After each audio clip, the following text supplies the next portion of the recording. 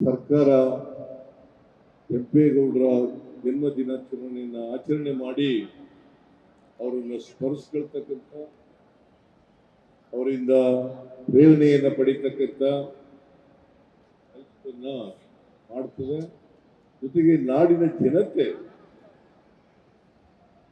ಕೆಂಪೇಗೌಡರ ದಿನಾಚರಣೆಯನ್ನ ಆಚರಣೆ ಮಾಡಿ ಸಂಭ್ರಮಿಸಬೇಕು. ಅಷ್ಟೇ ಅಲ್ಲ, ಹೇಗೆ ಕೆಂಪೇಗೌಡರು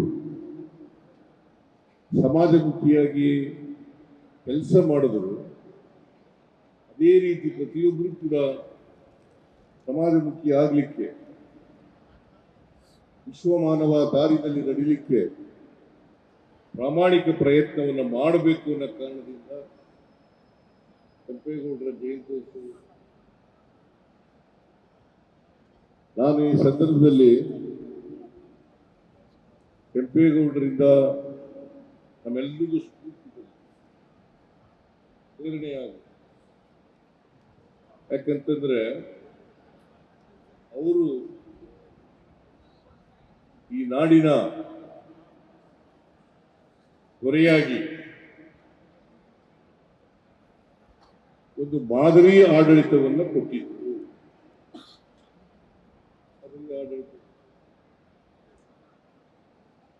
ಅವರು ಹುಟ್ಟಿನಿಂದ ರೈತ ಸಮುದಾಯದಲ್ಲಿ, ಒಕ್ಕಲಿಗ ಸಮುದಾಯದಲ್ಲಿ ಜನಿಸಿದ್ರು ಕೂಡ ಅವರ ಆಡಳಿತದ ಅವಧಿನಲ್ಲಿ ಯಾವತ್ತೂ ಕೂಡ ಜಾತಿ ಧರ್ಮ ವಿಂಗಡಣೆ ಮಾಡತಕ್ಕಂಥ ಪ್ರಯತ್ನವನ್ನ ಮಾಡಲಿಲ್ಲ. ಎಲ್ಲ ಜನಾಂಗದವರು, ಎಲ್ಲ ಜಾತಿಯವರನ್ನು ಕೂಡ ಅಭಿವೃದ್ಧಿಪಡಿಸ್ತಕ್ಕಂಥ ಪ್ರಯತ್ನವನ್ನ ಮಾಡಿದ್ರು. ನೀವು ಅವರ ಇತಿಹಾಸವನ್ನು ನೋಡಿದಾಗ ಅವರ ಆಡಳಿತ ಕಾಲದ ಅವಧಿನಲ್ಲಿ ಏನೆಲ್ಲ ಮಾಡಿದ್ರು ಅಂತಕ್ಕಂಥದನ್ನ ತಿಳ್ಕೊಂಡಾಗ ಗೊತ್ತಾಗ್ತದೆ ಅವರು ಜಾತ್ಯತೀತವಾಗಿತ್ತು.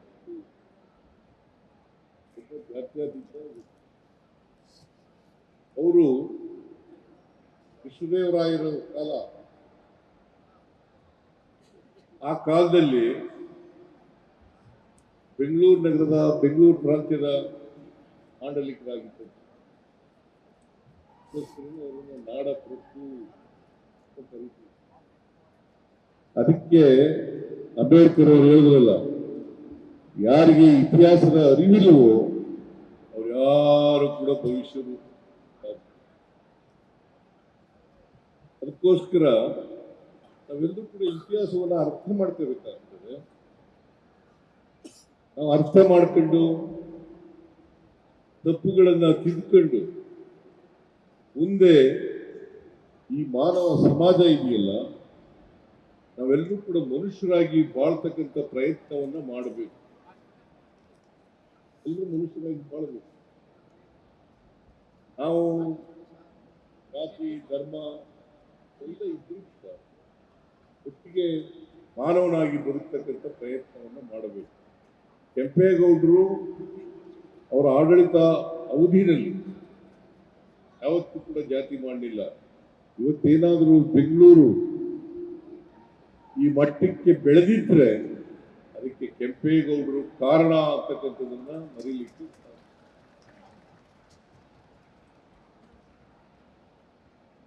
ಅವರು ಅವತ್ತೇನೆ ದೂರದೃಷ್ಟಿ ಇಟ್ಕೊಂಡು ಎಂತ ಬೆಂಗಳೂರು ನಿರ್ಮಾಣ ಆಗ್ಬೇಕು, ಇಲ್ಲಿನ ಜನ ಹೇಗೆ ಬದುಕಬೇಕು, ಹೇಗೆ ಅವರ ಅಭಿವೃದ್ಧಿ ಆಗ್ಬೇಕು, ಆರ್ಥಿಕ ಸಾಮಾಜಿಕ ಬೆಳವಣಿಗೆ ಯಾವ ರೀತಿ ಆಗ್ಬೇಕು ಅಂತೇಳಿ ಅವರು ಇಡೀ ಪ್ರಾಂತ್ಯದಲ್ಲಿ ಎಲ್ಲ ಜನರಿಗೂ ಕೂಡ ಆರ್ಥಿಕ ಸಾಮಾಜಿಕ ಶಕ್ತಿಯನ್ನು ತುಂಬಿಸ್ತಕ್ಕಂಥ ಕೆಲಸವನ್ನು ಮಾಡಿದ್ರು.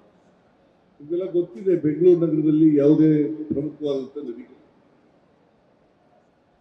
ನೀರಿನ ಸಮಸ್ಯೆ ಬರಬಾರದು ಅನ್ನೋ ಅನೇಕ ನೂರಾರು ಕೆರೆಗಳನ್ನ ಕಟ್ಟಿಸಿದರು. ಇವತ್ತು ಬೆಂಗಳೂರಿನಲ್ಲಿ ಕೆರೆಗಳಿದ್ರೆ, ಬೆಂಗಳೂರು ನಗರದಲ್ಲಿ ಕೆರೆಗಳಿದ್ರೆ ಆ ಎಲ್ಲ ಕೆರೆಗಳು ಕೂಡ ಕೆಂಪೇಗೌಡರು ಕೆರೆಗಳು. ಅನೇಕ ದೇವಾಲಯಗಳು ಕಟ್ಟಿಸಿದರು, ಅನೇಕ ಪೇಟೆಗಳನ್ನ ನಿರ್ಮಾಣ ಮಾಡಿದರು. ಯಾಕಂದ್ರೆ ಆರ್ಥಿಕವಾಗಿ ಬೆಂಗಳೂರು ನಗರ ಬೆಳೀಬೇಕು. ಎಲ್ಲ ವೃತ್ತಿ ಮಾಡ್ತಕ್ಕಂಥ ಜನರು ಅವರ ವೃತ್ತಿಯನ್ನ ಬೆಳವಣಿಗೆ ಮೂಲಕ ಈ ನಗರದ ಅಭಿವೃದ್ಧಿ ಆಗುತ್ತೆ. ಅನೇಕ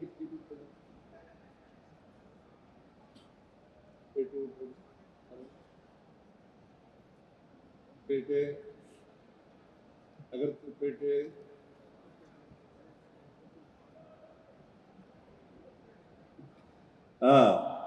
ಅನೇಕ ಪೇಟೆಗಳಿದ್ದಾವೆ. ಪೇಟೆ ಎಲ್ಲ ಪೇಟೆಗಳು ನಿರ್ಮಾಣ ಆದದ್ದು ಕೆಂಪೇಗೌಡರ ಕಾಲದಲ್ಲಿ. ನೋಡಿ, ಅವಾಗ ಎಂತ ದೂರದರ್ಶಿತ್ವ ಇತ್ತು ಅವರಿಗೆ ಆ ಕಾಲದಲ್ಲಿ. 500 ವರ್ಷಗಳ ಹಿಂದೆ ದೂರದರ್ಶಿತ್ವ ಇತ್ತಲ್ಲ, ಅದು ಎಲ್ಲರಿಗೂ ಕೂಡ ಬರಬೇಕು. ನಮ್ಮ ಸಮಾಜ 50 ವರ್ಷದಲ್ಲಿ ಏನಾಗಬೇಕು, 100 ವರ್ಷದಲ್ಲಿ ಏನಾಗಬೇಕು, 150 ವರ್ಷದಲ್ಲಿ ಏನಾಗಬೇಕು, 100 ವರ್ಷದಲ್ಲಿ ಏನಾಗಬೇಕು ವಿಚಾರ ಮಾಡ್ತಕ್ಕಂಥ ಇದೆಯಲ್ಲ, ಅದನ್ನೇ ನಾವು ವಿಷನರಿ ಅಂತ ಕರಿತೀವಿ. ದೂರದರ್ಶಿತ್ವ ಇರ್ತಕ್ಕಂಥವ್ರು, ದೂರದೃಷ್ಟಿ ಇರ್ತಕ್ಕಂಥವ್ರು, ಅಂತ ವ್ಯಕ್ತಿ ಇವತ್ತು ನಾವು ಅವರನ್ನ ನೆನ್ಕೊಳ್ತಾ ಇರ್ತಕ್ಕಂಥದ್ದು ಇದೆಯಲ್ಲ, ಪ್ರತಿಯೊಬ್ಬರ ಕರ್ತವ್ಯ. ಅನೇಕ ಜನ ರಾಜ ಮಹಾರಾಜರುಗಳು ಬಂದು ಹೋಗಿದ್ದಾರೆ, ಪಾಳ್ಯಗಾರರು ಬಂದು, ನಾಡಪ್ರಭುಗಳು ಬಂದು ಹೋಗಿದ್ದಾರೆ. ಆದ್ರೆ ಎಲ್ಲರೂ ನೆನ್ಕೊಳ್ಳ, ಯಾರು ಸಮಾಜಮುಖಿಯಾಗಿ ಕೆಲಸ ಮಾಡಿರ್ತಾರೆ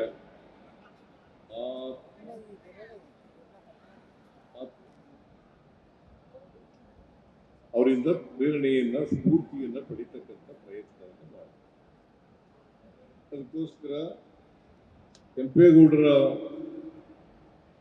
ಈ ಭಾಗ ಅವ್ರು ಬದುಕಿದ್ರು, ಎಲ್ಲ ಭಾಗಗಳು ಕೂಡ ಅಭಿವೃದ್ಧಿ ಆಗ್ಬೇಕು ಅಂತೇಳಿನೇ ಕೆಂಪೇಗೌಡ ಅಭಿವೃದ್ಧಿ ಪ್ರಾಧಿಕಾರ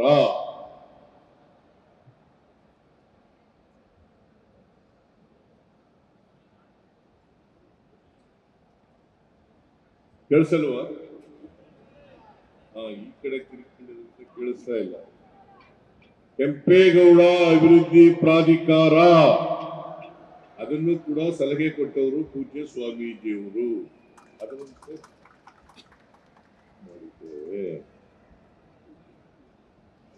ಕೆಂಪೇಗೌಡರ ಹೆಸರಿನಲ್ಲಿ ಬೆಂಗಳೂರು ನಗರವನ್ನ ಅಭಿವೃದ್ಧಿಪಡಿಸಿ ಇವತ್ತು ವಿಶ್ವವಿಖ್ಯಾತ ಬೆಂಗಳೂರು ಆಗಿತ್ತು. ಬ್ರ್ಯಾಂಡ್ ಬೆಂಗಳೂರು ಅಂತ ಅಭಿವೃದ್ಧಿ ಮಾಡಲಿಕ್ಕೆ ಪ್ರಯತ್ನ ಮಾಡ್ತಾರೆ. ಕೆಂಪೇಗೌಡರು ನಿರ್ಮಾಣ ಮಾಡದಂತ ಅವರ ಪ್ರಯತ್ನ ಅಂತಕ್ಕಂಥದನ್ನ ಮರೀಲಿಕ್ಕೆ ಸಾಧ್ಯ ಇಲ್ಲ. ಅದರಿಂದ ನಾನು ಸಿ ಕೆ ಶಿವಕುಮಾರ್, ಗೋವಿಂದರಾಜು, ನಾವೆಲ್ಲರೂ ಕೂಡ ಡೆಲ್ಲಿಗೆ ಹೋಗ್ಬೇಕಾಗಿತ್ತು.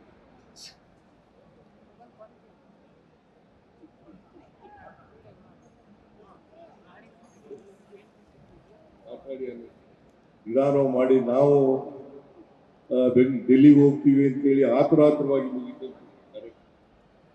ನಾನು ಮಾಡಿ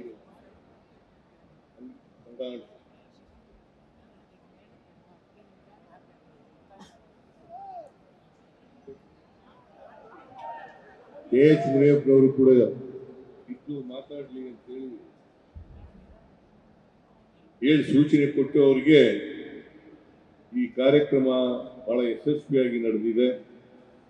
ನೀವೆಲ್ಲರೂ ಕೂಡ ಉತ್ಸಾಹದಿಂದ ಭಾಗಿಯಾಗಿದ್ದೀರಿ. ನಿಮ್ಮೆಲ್ಲರಿಗೂ ಕೂಡ ನಾನು ಇಷ್ಟೇ ಹೇಳೋದು, ಕೆಂಪೇಗೌಡರು ಹೇಗೆ ಜಾತ್ಯತೀತವಾಗಿ ಬದುಕಿದ್ರು ಅದೇ ರೀತಿ ಕೆಂಪೇಗೌಡರು ಯಾವುದೇ ಒಂದು ಜಾತಿ ಸೀಮಿತರಾದವರು, ಈ ಸಮಾಜ ಅವರನ್ನ ಸ್ಮರಿಸಬೇಕು. ಸಮಾಜದ ಎಲ್ಲ ಜನರು ಕೂಡ ಸ್ಮರಿಸಬೇಕು.